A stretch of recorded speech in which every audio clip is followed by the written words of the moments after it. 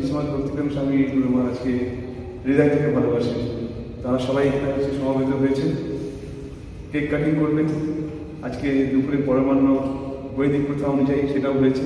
সাথে তার গুরুদেব শ্রীসমাজ ভক্তিচারণ স্বামী গুরু মহারাজ, তার সাথে যখন পরিচয় হয় তখন তিনি প্রথমেই বলেছিলেন প্রথম সাক্ষাৎকারে যে তুমি তো দেহের ডাক্তার, তো আত্মার ডাক্তার কবে হবে।